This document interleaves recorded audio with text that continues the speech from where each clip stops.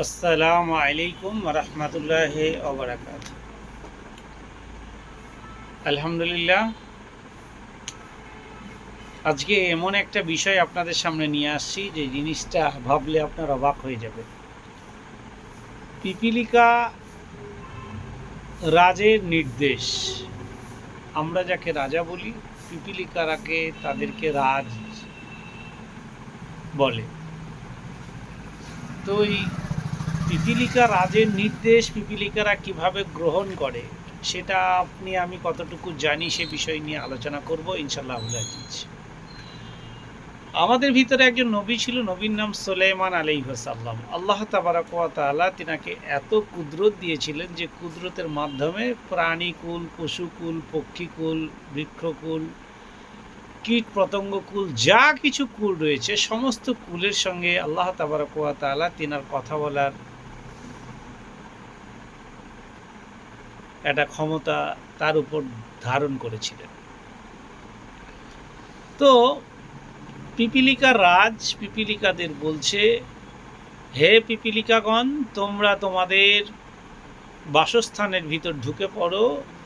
সুলাইমান আলাইহিসসালামের নির্দেশ মতো তার লোক লস্কর, হাতি, দল বল, ঘোড়া, পক্ষী সব এই রাস্তা দিয়ে আগমন করবে। তোমরা তার পায়ে পদপিষ্ট হয়ে মারা যাবে।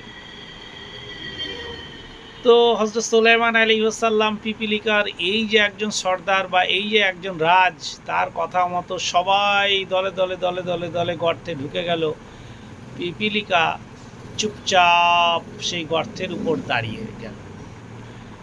সুলাইমান আলাইহিসসালাম অনুভব করলেন এবং তাকে হাতে তুলে নিয়ে বললেন, পিপিলিকাকে বলছে যে তোমার এত মান্যতা এরা দেয়?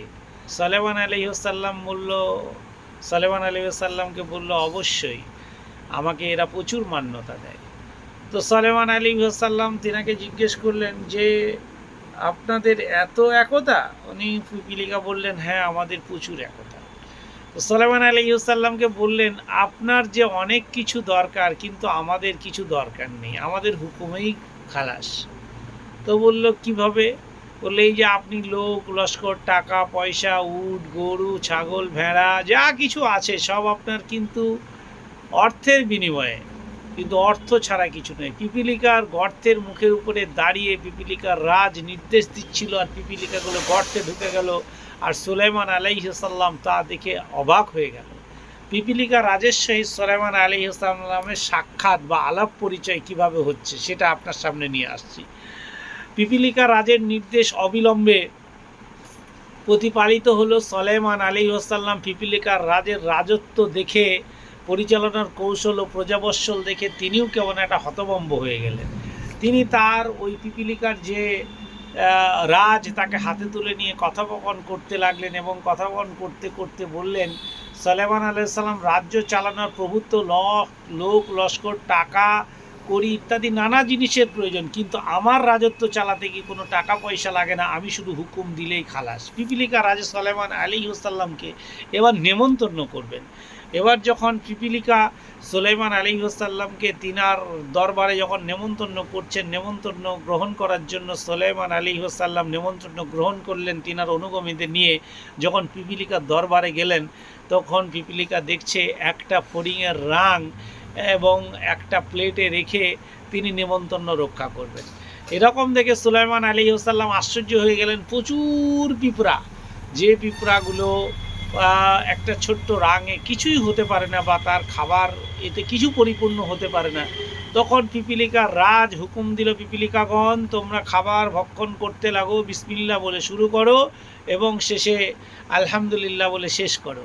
এই রকম দেখে যখন সুলাইমান আলাইহিসসালাম দেখলেন যে একটা পিপিলিকার ভিতরে এত প্রভুত্ব এবং বিসমিল্লাহ বলে তারা আল্লাহকে সন্তুষ্ট করছে এবং আল্লাহকে সন্তুষ্ট করে সেই খাবার একটা রাং শত শত কোটি কোটি পিপিলিকা খেয়ে নিল, অথচ তাও অর্ধেক অংশ পড়ে থাকলো, আল্লাহর রহমত নাজিল হলো। এটা তিনি বুঝতে পারলেন এবং বুঝে তিনি আল্লাহর নামে বললেন, এই ছোট্ট ছোট্ট পিপিলিকাগণ খেতে বলল, সকালে খাওয়ার খেয়েও প্রায় আবার ওই রাঙের কিছু অংশ অবশিষ্ট অবশিষ্ট থেকে গেল। আল্লাহর অশেষ কৃপা, আল্লাহর অশেষ মহিমা, আল্লাহর অশেষ কৃপার গুণাগুণের জন্যই আজকে এই পিপিলিকা যে আল্লাহকে স্মরণ করে, যারা বনে জঙ্গলে মাটিতে যেখানেই থাক আল্লাহকে স্মরণ করে, আর আমার মানুষ এরা আল্লাহকে স্মরণ করতে চায় না, এই রকম ভাবনা নিয়ে পিপিলিকা যখন টোটালটা বলে দিল এবং সুলাইমান আলাইহিস সালাম বুঝে তিনি ফিরে এলেন। এরপরে আসবো আগামীতে বিলকিস ইসলাম ধর্ম গ্রহণের দাওয়াত কিভাবে দিল সেই নিয়ে আপনার সামনে আসবো। আজকে এখানে এই পর্যন্ত। আসসালামু আলাইকুম ওয়া রাহমাতুল্লাহি ওয়া বারাকাতুহু।